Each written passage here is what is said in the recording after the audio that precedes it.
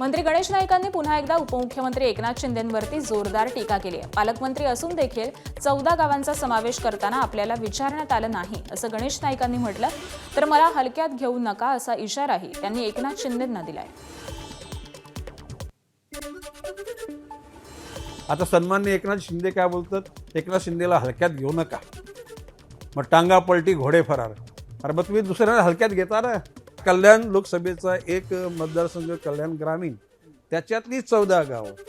आता त्यावेळेला त्या गावच्या लोकांकरता मीच सांगितलं होतं की ठराव करा आणि आता घ्या आपल्याकडे। वन फाईन मॉर्निंग एकनाथ शिंदेनी मंत्रालयात बैठक बोलवली आणि JR काढून दिला, समावेश झाला। अरे मग तुम्ही कुठे दुसऱ्यांना तुम्ही हलक्यात नाही घेत का? ते जे भाषा वापरतात ना की हलक्यात घेऊ नका, गणेश नाईकला पण हलक्यात घेऊ नका। काय बोलतो, मी बोलतो पर्सनल बोलतो, पक्षाचं धोरण वेगळं असेल, परंतु मी सांगतो गणेश नाईकला हलक्यात घेऊ नका। गणेश नाईकने सगळी जीवनाचा सगळा पूर्ण आलेख पूर्ण केलाय।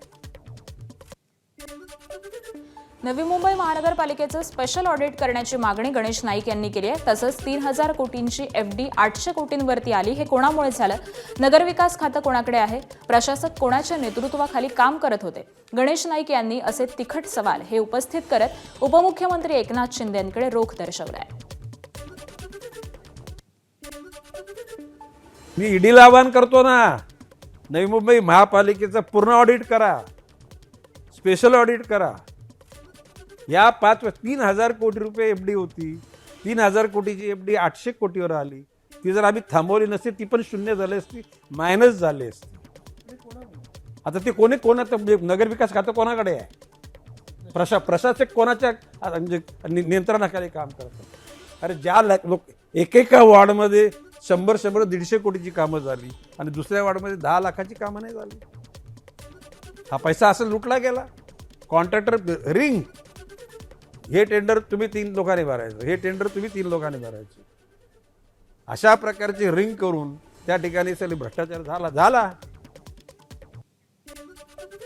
दरम्यान गणेश नाईक यांनी केलेल्या आरोपांवरती निलेश राणेंनी प्रतिक्रिया दिली आहे। मुलाला तिकीट न मिळाल्याचा राग नाईक यांनी महायुतीवर काढू नये असं निलेश राणेंनी म्हटलंय। गणेश नाईक साहेबांचं कसं झालं ते कदाचित हे असं वागण्याचं कारण, इतके वर्ष नाईक साहेब काय बोलले नाही, पण जेव्हा त्यांच्या मुलाला तिकीट मिळाली नाही, नरेश मस्केंना मिळाली, तो वैयक्तिक राग त्यांनी महायुतीवर काढू नये ना। तो पर्सनल आहे, मेरिटवर तिकीट देतात किंवा नाही देत। नाशिकच्या पर्यावरण प्रेमींनी राज ठाकरे यांची भेट घेतली। नाशिकच्या तपोवन इथल्या वृक्षतोडीच्या मुद्द्यावरून राज ठाकरे यांची भेट घेतली। तपोवन येथील वृक्षतोड, कपिला नदी अतिक्रमण संदर्भामध्ये वृक्षप्रेमी आणि राज ठाकरे यांच्यामध्ये 10 मिनिटे चर्चा झाली।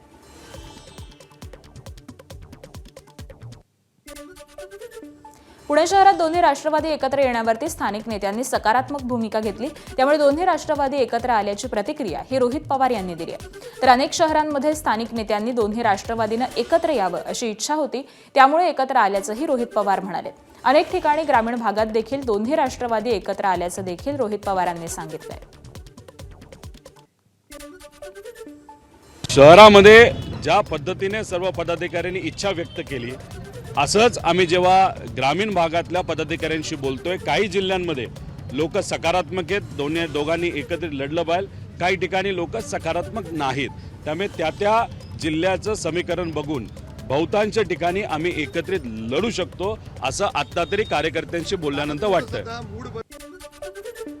अनेक गुंड आणि गुन्हेगारी पार्श्वभूमी असलेल्यांना महापालिकेसाठी तिकीट दिल्यानं पुण्यातील निवडणूक ही चर्चेत आली आहे। अशातच पुणे बँक घोटाळ्यामध्ये आरोपी असलेले अनिल भोसले यांची पत्नी प्रभाग 7 मधून भाजपकडून निवडणुकीच्या रिंगणामध्ये आहे। शिवाजीराव भोसले सहकारी बँकेतील सुमारे 436 कोटी रुपयांच्या गैरव्यवहार प्रकरणी काही दिवसांपूर्वी अनिल भोसलेंना अटक झाली होती।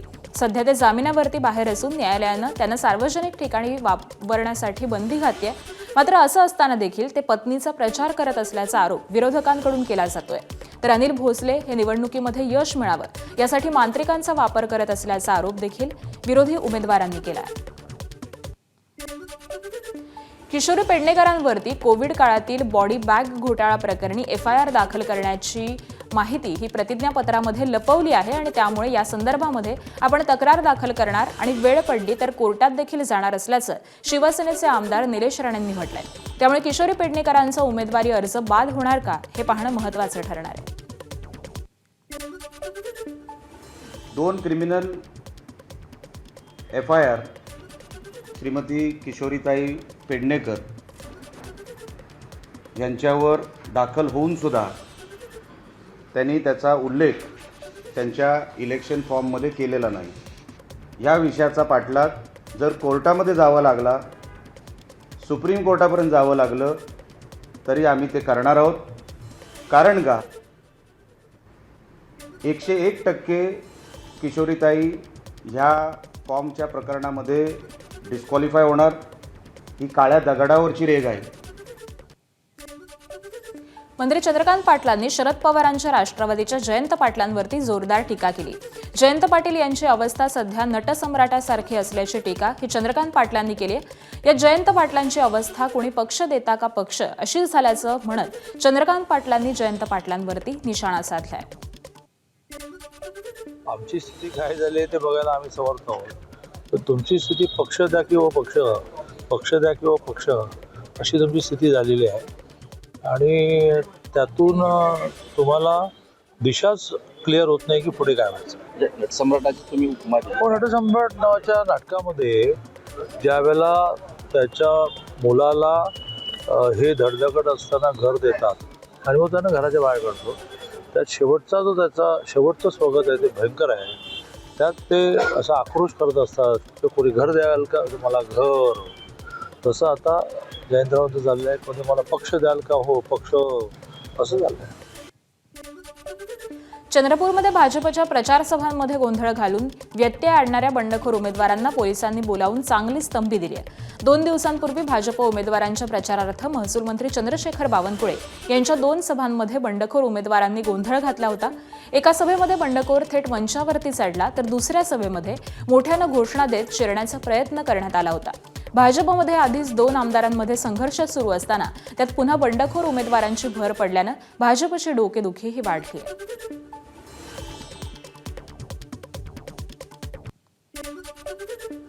अहिल्यानगर महानगरपालिका निवडणुकीच्या पार्श्वभूमीवरती ठाकरेंच्या शिवसेनेला अहिल्यानगरमध्ये धक्का बसलाय. ठाकरे सेनेचे युवा सेना राज्य सहसचिव विक्रम राठोड यांनी उपमुख्यमंत्री एकनाथ शिंदे यांच्या नेतृत्वामध्ये शिवसेनेमध्ये प्रवेश केलाय. विक्रम राठोड हे अहिल्यानगरचे दिवंगत आमदार अनिल भैया राठोड यांचे चिरंजीव आहेत. अहिल्यानगर महानगरपालिका निवडणुकीच्या तिकीट वाटपामध्ये विक्रम राठोड यांचा अनेक समर्थक आणि कार्यकर्त्यांना तिकीट न मिळाल्यानं ते नाराज होते आणि याच नाराजीमधून त्यांनी शिवसेना शिंदे गटामध्ये प्रवेश केलाय.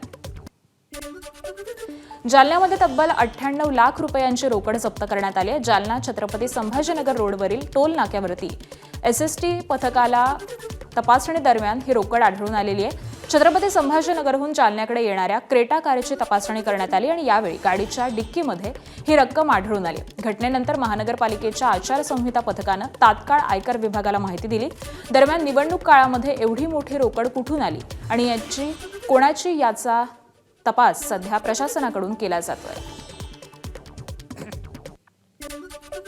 मतदानाचा टक्का वाढवण्यासाठी पिंपरी चिंचवडमधील 2 सोसायट्यांनी एक आदर्श निर्माण केला. महापालिकेच्या निवडणुकीसाठी 15 जानेवारीला मतदानाचा हक्क बजावणाऱ्या प्रति कुटुंबाला मेंटेनन्समध्ये 1000 रुपयांची सूट दिली जाणार आहे.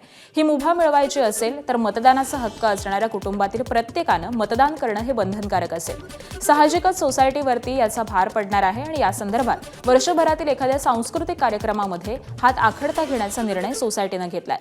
सुशिक्षित मतदार मतदान करत नाहीत हे लोकसभा आणि विधानसभेमध्ये प्रकर्षानं जाणवल्यानं लोकप्रतिनिधी दुर्लक्ष करतात. त्यामुळे सोसायटीनं हा निर्णय घेतलाय. निवडणूक यंत्रणा आणि नागपूर महापालिकेच्या बेजबाबदार कारभारामुळे नागपुरात 4 अपत्य असून देखील एका महिला उमेदवाराचा अर्ज हा चांदणीमध्ये बाद करण्यात आलेला नाही आणि त्यामुळे ती महिला उमेदवार ही निवडणूक मैदानामध्ये कायम आहे. प्रभाग 36 क मधून राष्ट्रवादी शरदचंद्र पवार पक्षाच्या उमेदवार पुष्पा वाघमारे यांनी त्यांच्या पक्षाकडून उमेदवारी अर्ज दाखल केले होते. अर्जासोबत दिलेल्या प्रतिज्ञापत्रामध्ये त्यांनी 4 अपत्ये असल्याचं नमूद केलं होतं. तसंच त्यापैकी 2 अपत्यांचा जन्म 12 सप्टेंबर 2001 नंतर झाल्याचंही स्पष्ट झालेलं होतं. मात्र तरी देखील निवडणूक यंत्रणेतील ढिसाळ कारभारामुळे पुष्पा वाघमारे यांचा अर्ज छाननीमध्ये वैध ठरवण्यात आलाय. एबीपी माझानं या संदर्भामध्ये उमेदवार पुष्पा वाघमारे यांच्याशी संपर्क साधला असता त्यांनी कॅमेऱ्यासमोर प्रतिक्रिया देण्यास नकार दिला. मात्र अपत्य संदर्भातल्या नियमाची त्यांना माहिती नव्हती आणि त्यांनी 4 मुलं असल्याची माहिती प्रतिज्ञापत्रामध्ये नमूद केली होती.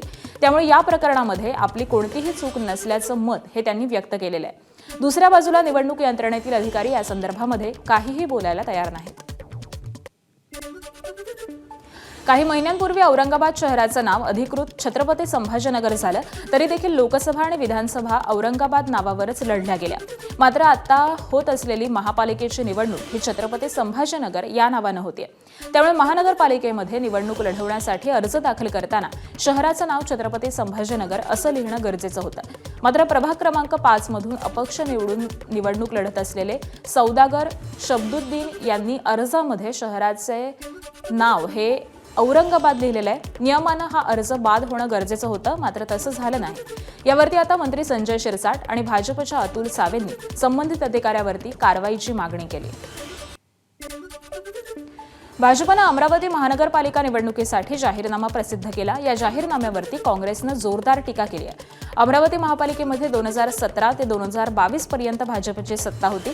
त्यामुळे सत्ताधारी भाजपनं शहराचा सत्यानाश कसा केला याचा अहवाल दिला पाहिजे असा हल्लाबोल काँग्रेसनं केला. गोंदियाच्या गोरेगाव नगरपंचायतीमध्ये स्वीकृत सदस्याच्या निवडीवरून भाजपमध्ये नाराजी नाट्य रंगलंय. भाजप आमदार विजय रहांगडाले आणि गटनेता आशिष बारेवार यांनी जिल्हाध्यक्ष, तालुका अध्यक्ष, जिल्हा महामंत्री, शहर पदाधिकाऱ्यांना डावलून आपल्या मर्जीतील व्यक्तीला गोरेगाव नगरपंचायतीमध्ये स्वीकृत सदस्यपदी निवडल्याचा आरोप होतोय. यातूनच भाजपचे माजी नगरपंचायत सभापती हिरालाल रहांगडाले यांच्यासह जिल्हा उपाध्यक्ष आणि भाजप पदाधिकारी आणि अनेक कार्यकर्त्यांनी राजीनामा दिलाय. केंद्रीय मंत्री नितीन गडकरी नागपूर महानगरपालिकेमध्ये भाजपच्या कमबॅकसाठी जोरदार प्रचार करत आहेत. गडकरींनी शुक्रवारी वाठोडा, शांतीनगर आणि कळमना भागामध्ये 3 प्रचार सभा घेतल्या. तर आज देखील गडकरी यांच्या गिट्टी खदान, घोटाळा आणि नारा या भागामध्ये 3 प्रचार सभा होणार आहेत. आता परळीमध्ये शिंदेची शिवसेना एमआयएम सोबत आहे. राष्ट्रवादी, शिवसेना, एमआयएम हे 3 पक्ष सत्तेमध्ये आहेत. परळीमध्ये 35 पैकी 16 नगरसेवक राष्ट्रवादीचे, शिवसेनेचे 2 आणि एमआयएमचा 1 नगरसेवक आहे. भाजपच्या 7 आणि 2 अपक्षांचा स्वतंत्र गट स्थापन करण्यात आलाय. तर काँग्रेसच्या 1 आणि पवार गटाच्या 2 नगरसेवकांचा गट हा स्थापन करण्यात आलाय. दरम्यान ठाकरेंच्या शिवसेनेचे नेते अंबादास दानवे यांनी एमआयएम सोबतच्या युतीवरून एकनाथ शिंदेंच्या शिवसेनेवरती निशाणा साधलाय. आता तुम्हाला एमआयएम चालतो असा टोला अंबादास दानवे यांनी लगावलाय. जो गट स्थापन झाला आहे त्यात राष्ट्रवादी काँग्रेस, त्याच्यानंतर एमआयएम, शिंदेंची जे काय आहे शिंदेंचा गट आणि काँग्रेस असा एकत्र स्थापन केलेला आहे. शिंदे फार नाक लावतात ना, शिंदेचे लोक इथले बऱ्याच गोष्टी नाक लावतात आणि आता तिथे एमआयएम एका गटात बसलेले आहेत. बघा आता तुम्हाला एमआयएम चालतो, आम्हाला फार एखादा आमच्याकडे मुसलमान आला तर फार त्याला काय काय वाक्य लावतात. तुम्ही तो प्रत्यक्षात एमआयएमशी एक गट स्थापन केलेला आहे परळीमध्ये. दरम्यान संजय शिरसाटांनी यावर प्रतिक्रिया दिली आहे. एमआयएमचा सर्वाधिक विरोध आपणच करतो असं संजय शिरसाट म्हणाले. एमआयएमवर आमच्यासारखं कडवटपणे कोणीही बोलत नाही महाराष्ट्रात. तुमची सुद्धा हिंमत नाही आणि म्हणून एमआयएम हे आम्हाला मताचे जोगी मागायला तुम्ही जात आहेत. संभाजीनगरमध्ये जे काही 12चे उभे केलेत ना तुम्ही 12 ते बघा. दरम्यान करुणा मुंडे यांनी देखील एमआयएम सोबतच्या युतीवरून आणि हिंदुत्वावरून निशाणा साधलाय. एमआयएम सोबत युती करताना कुठे गेलं तुमचं हिंदुत्व? राजकारणासाठी कोणत्याही पक्षासोबत युती करणं हे योग्य नाही असं करुणा मुंडेंनी म्हटलंय. एबीपी माझा, उघडा डोळे बघा नीट.